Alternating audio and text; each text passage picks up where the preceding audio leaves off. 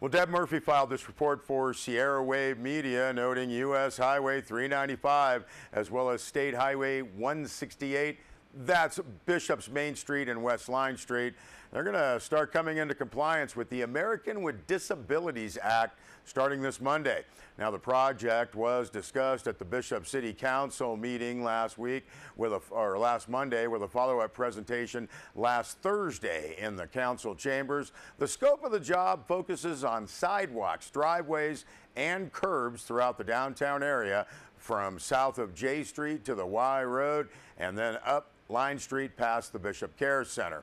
Now, from Caltrans' presentation, it appears the agency has made every effort to reduce what could have been a retail nightmare to just an unpleasant dream. Here are some of the details. Preliminary work start this Monday, March 12th. The actual demolition and reconstruction getting underway March 26th. Now, crews from Spectrum Construction Group Incorporated working on the south side of West Line Street, moving east to Sunland, then coming in to the intersection at Main on the north side of the street. The intersection of Main and Line will require a one-week closure for the drainage work. That's going to be at night. The closure will take place prior to May 15th.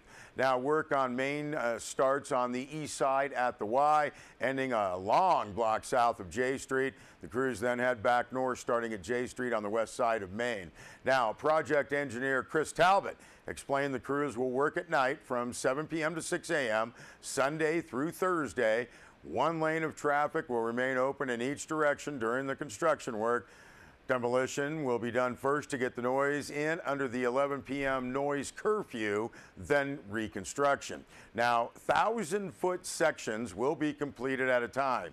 The story that Deb wrote notes that every effort will be made to keep driveways open. Broad driveways will be done in 2 sections. Project will shut down between May 19th and 30th for Mule Days and also July 4th weekend, as well as the weekend of the Eastern Sierra Trout opener, the fishing opener. Now, a median described as a pedestrian refuge or traffic calming device will be added in front of Joseph's Buy Right Markets. Now, Talbot explained Caltrans started community outreach on the project in 2010, and he said, we've made an effort to contact all the impacted businesses. Now, the District 9 website from Caltrans will begin weekly updates so businesses can tell when the impacts will start. Talbot also introduced Bishop Alcazar, president of Spectrum, to the sparse group that attended last week's special presentation, and he described previous Spectrum projects with short concrete drying schedules, all accomplished with what he called high-tech concrete. Spectrum will bring management and foremen from their Irvine headquarters for the project, but Alcazar said that he expects to hire other workers locally. Deb Murphy also filed this story. The Independent Civic Club hosted a forum on the Southern Inyo Healthcare District's April ballot measure for a parcel tax. Now, 2 things were obvious. The district board has explored every avenue to resolve its bankruptcy and give the hospital a chance to survive, and the atmosphere at Monday's meeting was markedly different from the contentious meetings more than 2 years ago as the district was sliding out of financial control. Now, since then, the Southern Inyo Healthcare District has survived 2 years of mismanagement with healthcare conglomerate associates and appears to be on the right track under the management of new CEO Brian Cotter. Now, the question for district voters, will the $215 parcel tax be enough to get the district to the point of sustainability? Board member Dick Fedchenko brought the audience up to date on the operations. The skilled nursing facility is at capacity at 27. That was up from 15 when Southern Inyo Hospital was shut down in January of 2016. All departments are near historic levels, and the district receives $750,000 annually from the PRIME program through the Rural Health Care Clinic. Now, as for the bankruptcy process, the district filed its revised plan in mid-January.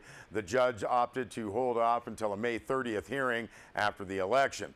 Now, the estimate on the scope of money owed ranges from $2 million for allowed claims to a potential $5 million. The difference depends on the outcome of future rulings on a loan through Optum, HCCA's unpaid management fees, and additional monies to an HCCA financial affiliate. Now, Measure J would levy a $215 tax on all parcels within the district, generating more than $602 a year, $602,000 a year until it sunsets in 2015. Now, the one new wrinkle, adjacent parcels could be combined to reduce the tax impact on the owner. Parcel tax was the only available vehicle to cover the cost of repaying the debt. Now, if Measure J fails, Fenchenko anticipates the bankruptcy would be dismissed, opening up the district for legal action by creditors and the strong possibility that creditors would go after the hospital's collateral assets. Now, additional information was provided during the course of the question and answer session, and Deb's full report on that story on our website, sierrawave.net. Well, March is Colorectal Cancer Awareness Month, and the Northern Inyo Healthcare District joining healthcare providers across the nation in boosting local awareness with a series of events. Dr. Kevin S. Flanagan, Northern Inyo Healthcare District's CEO, points out that unlike most cancers, colorectal cancer is preventable with proper screening. He said, "I know no one wants to talk about their bottom. However, a colonoscopy is a procedure that can find precancer polyps. If the doctor finds and removes these polyps, they then are gone and will not grow into cancers." So Dr. Flanagan said, make your bottom your top priority and go talk to your healthcare provider and see if a colonoscopy is recommended for you. Now, the awareness effort kicking off today, or last week, I should say, Northern Inyo Healthcare District employees participated in Dress in Blue Day. Gary Young Photography provided the picture, and this nationally recognized Awareness Day gives allies in the fight against colon cancer the chance to raise awareness by donning their best shades of blue. Northern Inyo Healthcare District employees will also use this opportunity to help raise funds for the Eastern Sierra Cancer Alliance. Now, scheduled for tonight, a healthy lifestyle talk by Dr. Allison Robinson, Northern Inyo Healthcare District's colorectal surgeon. She's going to provide a view on screening, diagnosis, and treatment options. That was scheduled to begin at 6:30 tonight at the Birch Street Annex. Talks are free, open to the public. Over the next 2 Tuesdays, March 13th and the 20th, Dr. Robinson and Dr. Robin Croman Tyler will extend their office hours to hold screening consultations on a walk-in basis. Patients can learn if they meet the guidelines for a screening colonoscopy. Sessions are designed for those 50 and older.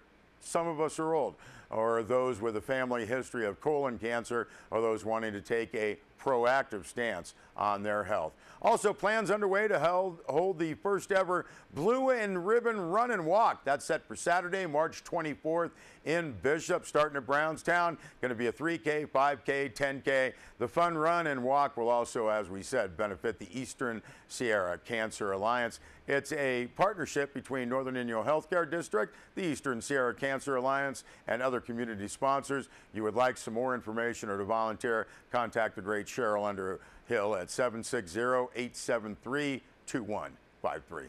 We'll be back with more news.